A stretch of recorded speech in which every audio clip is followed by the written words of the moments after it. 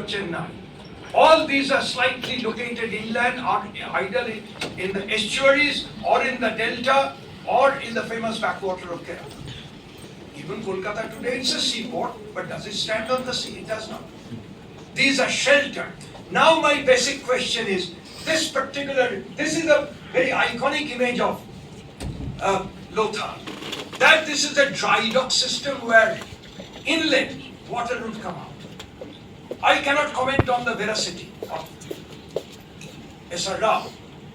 And already Lawrence Leshnik, way back soon after the results came out, virtually demolished his understanding that this cannot be an inlet channel for bringing the seawater to keep the system of dry dock or filling up this particular inlet channel for the ingress-egress of ships. My basic point, from the point of view of the location and the functioning of pre-colonial port, there is virtually no harbor structure anywhere. That I can guarantee. You look at the images of 18th century, even 19th century Madras, the English East India Company paintings of Fort St. George, where you will see the big ships are at far away at the roadstead and people are coming onto the beach by little dinghies jumping into the water, which is called the beaching. Where is the structure? Then why Lothal would at all require a structure of a port structure at dry dock? It is so unusual and it has no logic, because please do not consider that early Indians were technologically ill-equipped to make a structure on the port. There were structures, but of a different kind. It did not require a harbor structure because of certain other, which I shall try to explain later. Now, this is my basic query. The field archaeologists of nowadays who are clamoring about Lothal with a port structure are simply driving us to a completely illogical basis of understanding of early Indian maritime history. Early Indians did not require harbor structure for the port because they did not stand on the open sea. It always stood slightly inland. You look at the image of even Mumbai, which is close to the sea, but Surat of the Mughal times, it is on a particular river, on Tapti. In Maharashtra it is Tapi, Gujarat it is Tapi.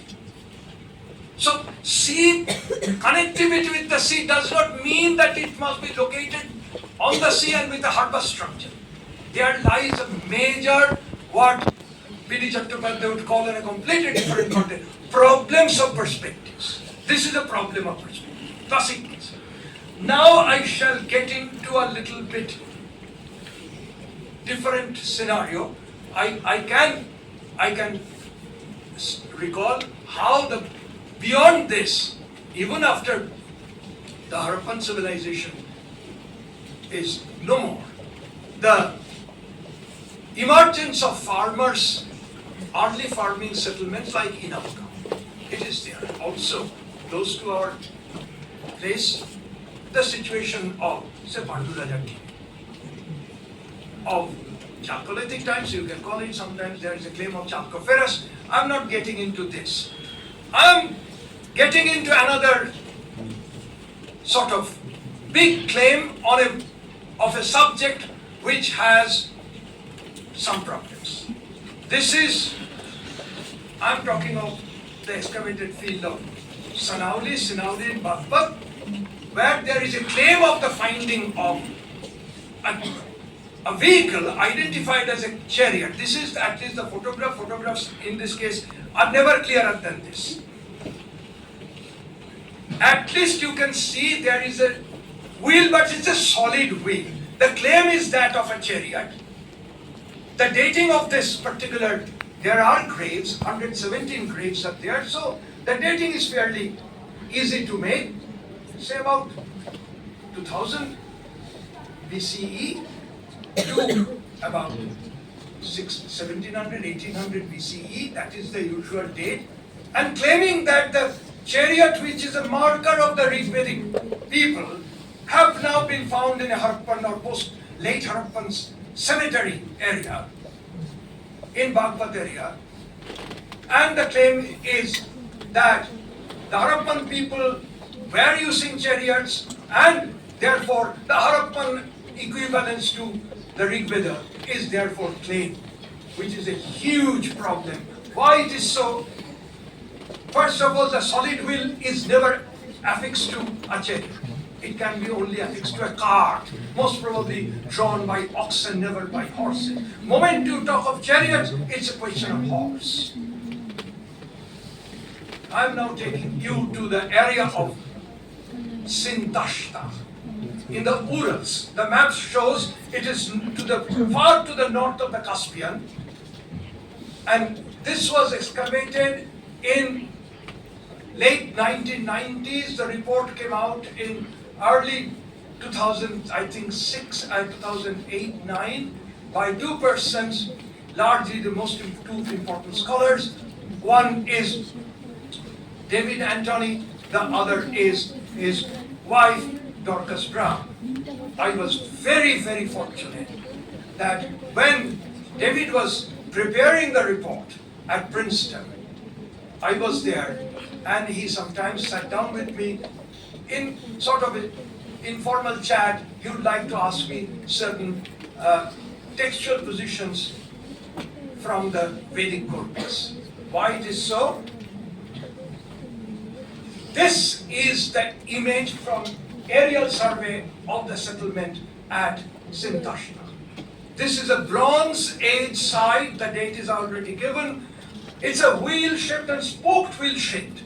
The use of the spoked wheel is category. It's a Bronze Age settlement, but not a permanent settlement. These are semi-permanent settlers, still quite mobile. Partly they are also a cattle-keeping group, but excellent bronze manufacturing technology is available. I'm not sure. There is a claim of the basic material for producing bronze, the alloy of copper and tin. The tin there was no tin, but it's an arsenic base of the tin from Central Asia. That led to the wide use of copper. Lots of tools, copper tools are there. Now what you find, this is the actual grave, the ceremonial grave, where you can clearly see the skeletons of horses, the wheel, the axle. These are actually remains of the spoked wheel. This is the earliest known use of chariots, archaeologically attested far away to the north of the subcontinent, and even much earlier than we can think of. The description of the Ratha in the vast Vedic corpus far predates. The other interesting, you can also see a human skeleton. And so these were ritual burials. And I don't have the other images, but you can see something. This is the graph. It's a grave, reconstructed grave. In the lower chamber, you can see at the lower is a warrior with a weapon, and the two horses and a human being at the upper chamber. So it's a ceremonial burial. Now I now tell you why David Anthony occasionally chatted with me on a crucial question. Is there any connection with the Ashwamedha sacrifice? The earliest known Ashwamedha sacrifice description comes in the Rig Veda, but from Mandala 10th, which is not integral to the Rig Veda. It is possibly slightly post-Rig Vedic, maybe around 900, 800 BCE, but then part of the Rig Veda. The interesting point is the remarkable anatomical precision, the way the horses were sacrificed and their ribs were separated. The pieces shows the remarkable precision of the persons who actually sacrificed. It's a horse sacrifice. far ahead in date from even from the Rig Vedic description. The most elaborate description comes from the Shatabhata Brahmana and other Brahmana liturgical texts, post-Rig Vedic, later Vedic texts. So this is where the clue is, and the period is, interestingly, Sanauli has some correspondent clear, at least closer timing. It is possibly, these are possibly the Proto-Indo-European speakers who were setting out from the Urals area, the Kurgan culture, archaeological Kurgan culture, Botoi culture.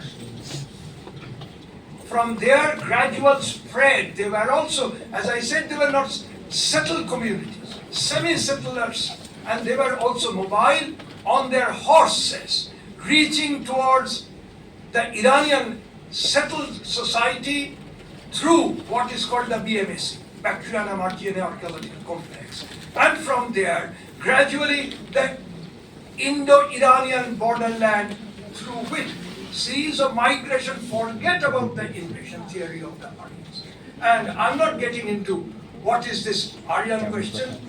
Please recall, way back in 1882, perhaps, Rabindranath mocked at our fascination for Aryans. He said, "Mokkhamudar boleche arjo tai shune shobe cherechi kaj." And yet we are today completely engulfed by the ghost of a nonsense. Please understand there, and why I say this. I have some of my school friends who are far, far better